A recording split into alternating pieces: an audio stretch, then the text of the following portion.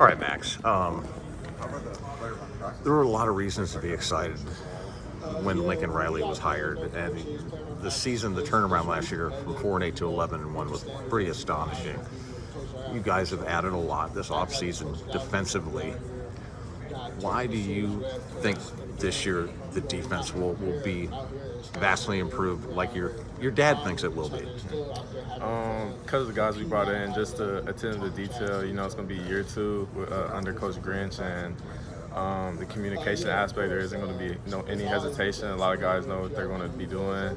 And the players we brought in, it's all great players. And the success we had in spring, it was great. You see massive improvement, and we see the massive improvement during fall camp, which is taken to confidence during the season. So I also think that it should be greatly improved defense 2023.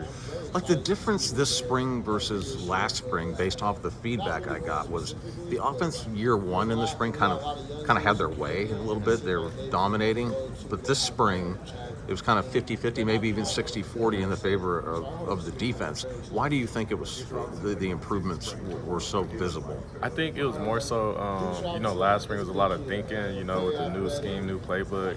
I feel like this spring it was guys just playing fast. Everybody knew what they was doing. It was less bust in the defense during spring ball, and the corrections were more so like how we can improve like our technique on this play rather than like, oh, this player's supposed to go, why didn't you go to the half when that's your job? It was more so like, how can you go to the half better to make a play on the ball? So when you see things like that, then you know that you got to improve defense, and guys are put in a position to make a play. With the DB room specifically, are you guys, the safeties and nickel and cornerbacks, all in the same room, like when you guys are watching film and stuff like that? So we start off all in the same room, to go over some important stuff, communication-wise, like what did the safety to the corner of this play, and then we start off in the same room, then we break off, the corners go with Coach Dante, and then it's the safeties and nickels with Coach Grinch. Okay. Are you ever moving back and forth on those rooms? Not necessarily. I know last year, 'cause I was getting a little bit of reps at corner, but more so this year it's more nickel and safety. So, and the nickels and safeties are with Coach Grinch. So, you guys added some really good players. Obviously, you lost Mekhi Blackman, which I actually want to ask you about him first. For you guys, as guys in the DB room, we'll call it, watching him come in as a guy that probably had no chance in getting drafted, and then watching that progression, and then going number in the third round, what does that do for you guys? I think that's something we actually talk about a lot of time. Like, nobody really knew who Mekhi Blackman was coming over from Colorado. Like, even myself, I didn't know who that was. And then just the plays he was making during the season, how he was practicing, how he carried himself as a professional already before going to the NFL, and the success he had. It's just great motivation to see. Motivate yourself, knowing that you could really you change your life in a year. So if there was ever an example of nobody has to know who the heck you are, right, and you can still make it the NFL. You have one good year, and you feel me, you change your life. You go to the NFL. So. For you as a football player, where are you health-wise? We haven't heard like there were any problems, but where do you feel you are physically? This is the most healthy I've been. Like last year, a lot of people don't know, but I had groin surgery after spring ball. So going into the season, I wasn't fully healed. So, but this offseason I had no problems. Didn't have to get no surgery, and this is probably the first healthy offseason I've had, since I've been in college. So it's definitely a blessing. I feel like physically I'm at the best I've been. So. I've been asking this question to everybody. It's kind of an observation with a question. I was back in Georgia with one of the top football programs back there in high school. A coach there came out for an official visit with one of his players.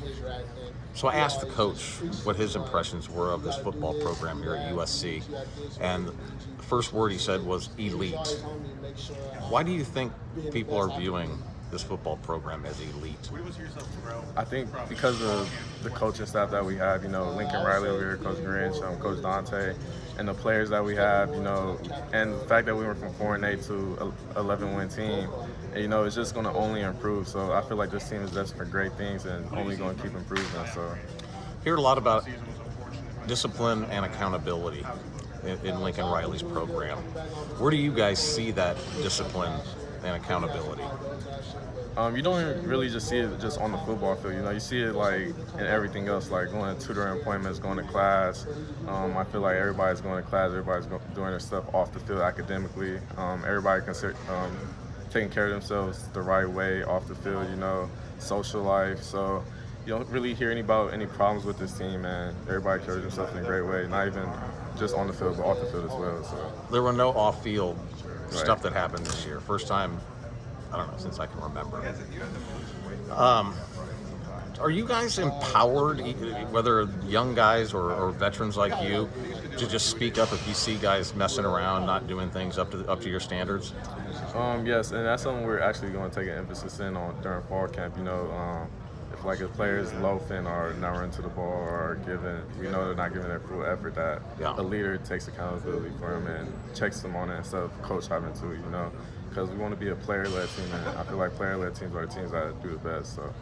So you guys feel you're at the point now to where, you know, if you do speak up, guys don't take it personal because it's so consistent? Oh, definitely, because that's one of the things we talked about, you know. It's one of the things we talked about, you know.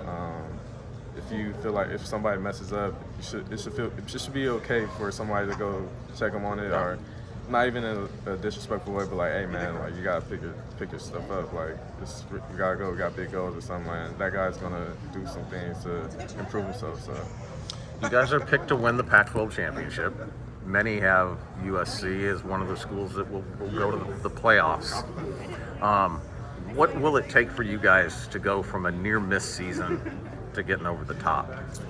Just finishing every game and then just taking it week by week, not looking ahead, you know, focus on this week, and then after we win that week, focus on next week, and just taking it week by week. And the main thing, especially for defense, just finishing, especially in the fourth quarter, you know, finishing games out strong, you know, so that's a big finishing drives, finishing the fourth quarter, you know, so that's a big thing. You would think the added depth that you guys have this year is going to help those late season games where, you know, you can't help if you don't have depth, you're going to get tired out. Because we have that talented defense, we have a talented DB room, so definitely. Tell me about an offensive player that you would pay to watch. Offensive player that I would pay to watch? Of course, you said the Heisman, Caleb Williams. Okay. But I mean, other than that, our running back room is really great too. Marshawn Lloyd, Austin Jones, and then receiver-wise, you know, we have some dynamic slot receivers. You know, Zach Branch, Mario, Taj, all them guys. Great to watch. So.